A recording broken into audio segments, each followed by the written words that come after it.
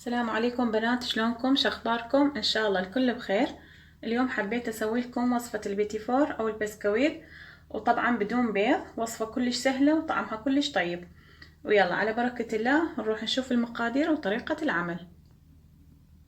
راح نحتاج كوب من السكر الباودر. هاي السكر اني طحنته بالطاحونة وهيك صارت.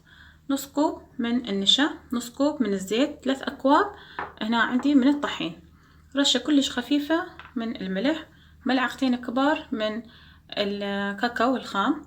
هنا عندي زبدة بطعم القشطة اللي لازم يكون 200 غرام. انتبهوا لهذا الشي ضروري حتى يطلع القياس مضبوط. راح اخذ نصف ظرف من البيكنج باودر وظرف فانيلا. هسه راح نبدي بطريقة العمل. اول شي الزبدة نسيت اقول لكم لازم يكون بدرجة حرارة المطبخ، يعني يكون مطلعينه من الثلاجة تقريبا قبل ساعة، هيك يصير. شوفوا هسه راح انزل عليها السكر،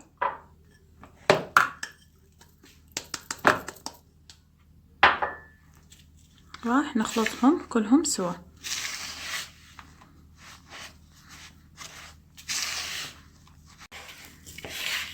هسه دا اعجنها بيدي حتى يتماسك كل زين الزبدة ويا السكر بهذا الشكل، شوية شوية تشوفون السكر ما بقى كله يتماسك. هسه بهاي الحالة راح انزل عليها النشا ونفس الشي راح اخلط.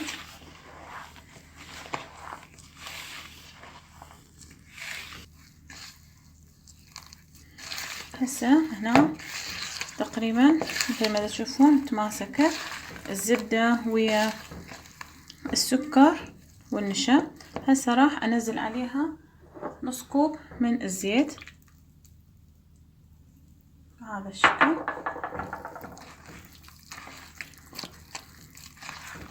هسه راح نضيف الطحين بالتدريج. طبعا الطحين نخلطه كلش زين، وهسه هيك شوية شوية راح نعجنه، يعني مو عجن بس هيك حتى نلم العجين هيك. هسه راح انزل الكوب الثاني من الطحين وعليها ظرف فانيلا ويا هاي الرشة البسيطة من الملح، ونفس الشي راح اخلطهم.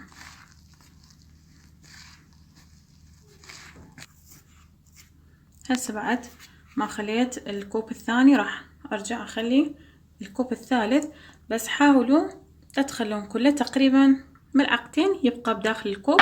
هاي هسه بعدين اقول لكم شو نسوي بيه. هنا عندي الظرف الفانيلا راح اخليه نصه، تقريبا ملعقة صغيرة حتى ما ينتفخ شو اسمه الفرن، قصدي البيكنج باودر يعني، العفو مو فانيلا لان احنا فانيلا خليناه. هسه نعجنه او نلم العجين بهذا الشكل ونرجع. هسه هنا بعد ما لميت العجين مثل ما تشوفون صارت عجينة متماسكة بهذا الشكل، مو كلش قوية ولا كلش لينة. الطحين حاولوا تخلون بالتدريج شوية شوية حتى ما تصير قوي، لان طحين عن طحين تختلف. هسه راح نقسم العجين من النص، نسويها قسمين بهذا الشكل. هاي القسم راح اخليه بماعون ثاني. هسه هذا الطحين اللي بقى تقريبا ملعقتين كبار راح اضيف على هاي الطرف. وهنا عندي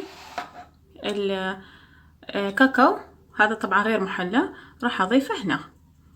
واول شي راح ابدي بعجن هذا حتى ايدي ما تصير بيه كاكاو، بعدين اروح على عجن الثاني. هسه لمينا العجين هذا. احنا ليش اضفنا عليها ملعقتين كبار من الطحين؟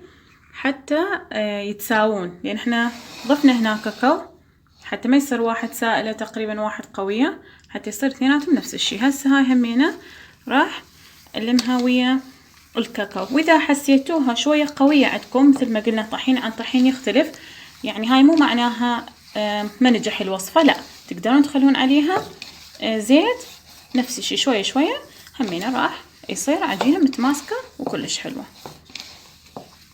هسه طرفين عجناهم ولميناهم كلش زين.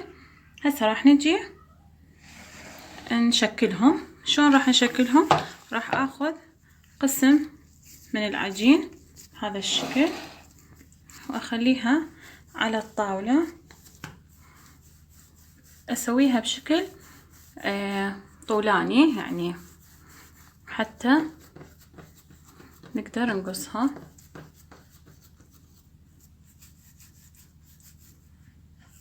سويناهم بهذا الشكل. هسه بالسكين راح نقصهم بشكل تقريبا متساوي،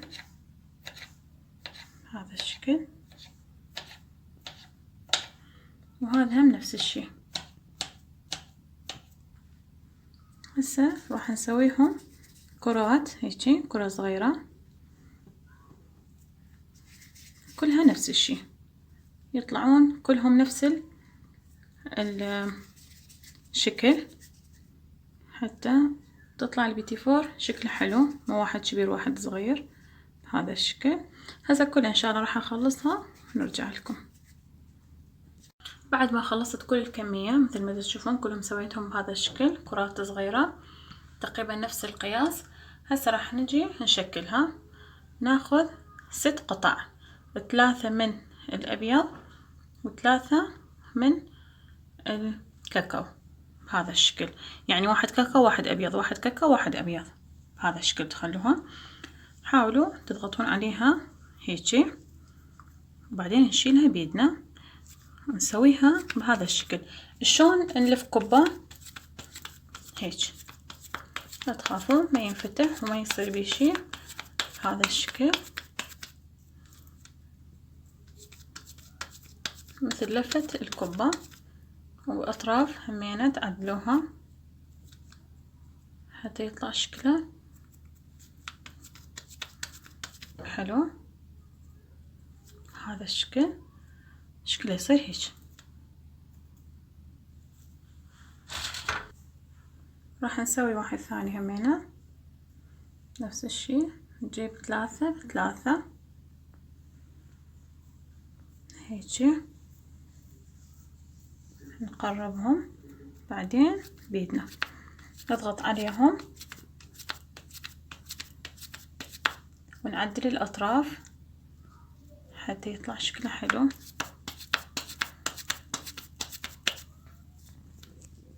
هذا الشكل شكله كلش حلو. هسه ان شاء الله راح نكمل كله ونرجع لكم. كملت اول صينية، راح ادخلهم الفرن حامي، تقريبا حامي 10 دقائق قبل ما اشكلهم يعني.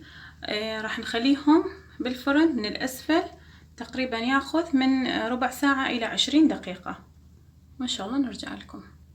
حبايبي هذا الشكل وصفتنا بطبق التقديم، تقريبا اخذ من عندي 20 دقيقة بالفرن من الاسفل. بعدين حمرت الوجه شوية مثل ما تشوفون كلش قليل حتى ما تحترق عندنا، وكلش هشة طلعت وطيبة مثل ما تشوفون، مستوية بشكل كلش زين.